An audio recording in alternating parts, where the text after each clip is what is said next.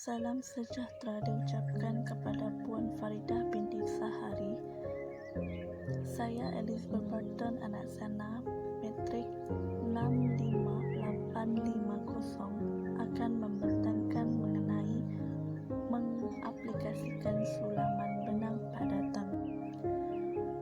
Pengenalan tangu atau marik empang dalam bahasa Inggeris lebih dikenali sebagai beads collar merupakan salah satu aksesori pakaian tradisional Malaysia.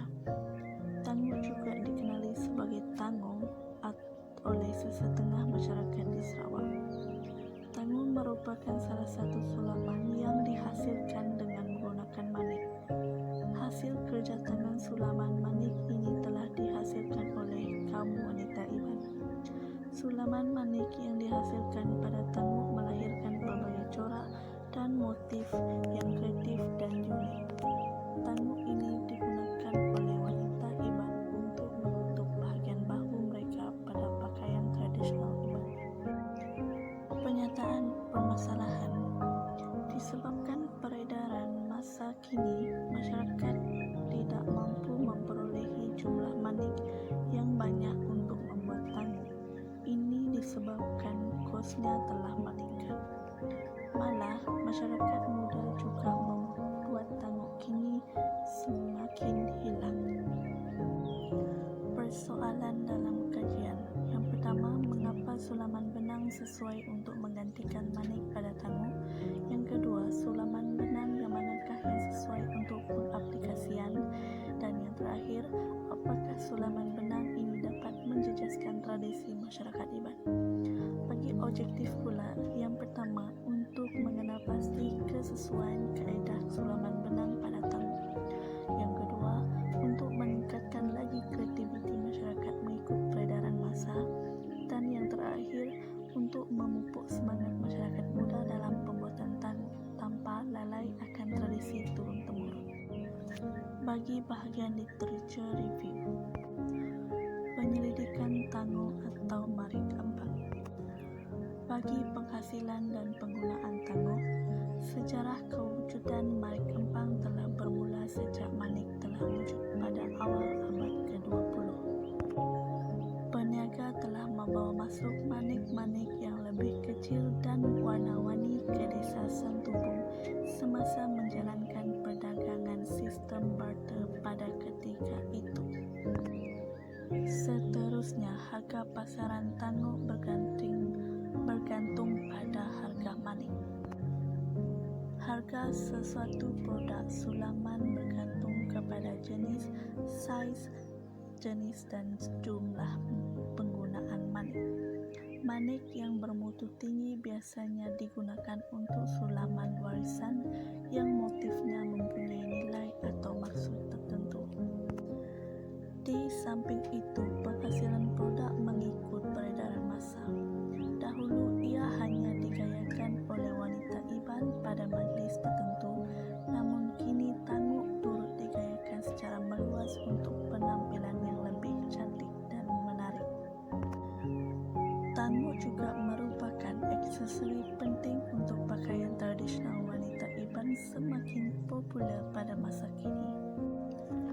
Seterusnya, penyelidikan tentang sulaman. Sulaman benang yang akan diaplikasikan pada tangu. Contoh bahan sulaman benang.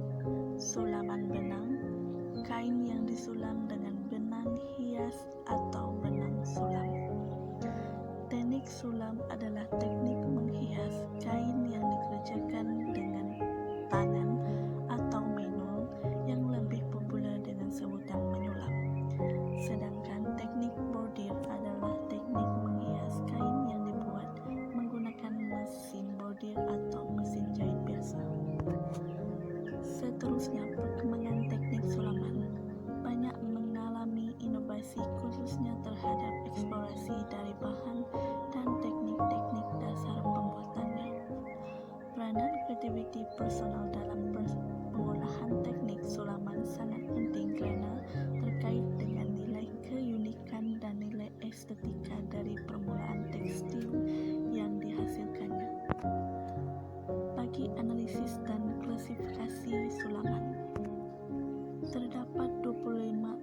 sulaman, yaitu tergolong daripada sulaman warna, yaitu color stitching, dan sulaman putih, white stitching. Bagi bahagian A, yaitu bahagian demografi, bagi carta pie yang pertama menunjukkan jantina. Terdapat 47% daripada bilangan responden adalah perempuan, manakala responden lelaki pula sebanyak 53%. Responden lelaki lebih ramai berbanding responden perempuan disebabkan kajian ini adalah berkaitan dengan reka bentuk tangan, manakala responden perempuan diambil kira untuk memberi pandangan terhadap sulaman benang yang diaplikasikan pada tangan. Carta pie ini menunjukkan peratusan bagi setiap umur responden. Responden yang mempunyai peratusan yang tinggi adalah yang berumur 21 hingga 30 tahun, di mana peratusan adalah 55%. Bagi peratusan yang paling rendah adalah 8%, di mana responden yang berumur kurang daripada 20 tahun. Carta pie menunjukkan peratusan bagi pekerjaan adalah yang pelajar mendapat 37%, manakala peratusan bagi yang tidak bekerja adalah 8% sahaja. Bagi peratusan yang bekerja pula adalah 55%. Hal ini merumuskan bahawa responden yang bekerja mendominasikan peratusan dalam pekerjaan. Malah responden yang bekerja lebih menginginkan sesuatu yang baharu dalam hidup mereka. Melalui graf, terdapat peratusan yang paling tinggi majoriti responden yang menjawab ya, iaitu 80%, manakala 20% responden menjawab. Melalui carta pie ini, peratusan yang mendapat paling tinggi adalah responden yang mengenal apa itu tangan, yaitu sebanyak 75%, manakala yang paling rendah adalah 25%, di mana difahamkan ramai responden yang tinggal di negeri Sarawak. Bagi bahagian C, kegunaan pengguna. Dalam bahagian ini terdapat dua soalan yang dikemukakan, iaitu tentang pendapat responden mengenai pengaplikasian tentang sulaman benang dan mengapa responden menyukai sulaman benang diaplikasikan pada tangan. Graf pertama menunjukkan responden yang tidak setuju, iaitu 21.7%, lebih rendah berbanding responden yang menjawab setuju, di mana beza peratusan sebanyak 56.6%. Hal ini kerana majoriti responden telah menyokong untuk menjayakan perubahan bahan untuk membuat tangan, di mana reka bentuk dan motif tradisinya masih dikekalkan seperti sedia ada.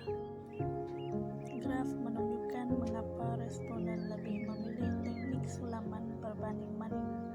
Peratusan tertinggi iaitu sebanyak 61.50% responden lebih memilih sulaman benang untuk diaplikasikan pada tangan atas sebab ringan apabila dipakai, manakala peratusan yang paling rendah adalah 28.80% responden yang memilih masa untuk menyiapkan adalah.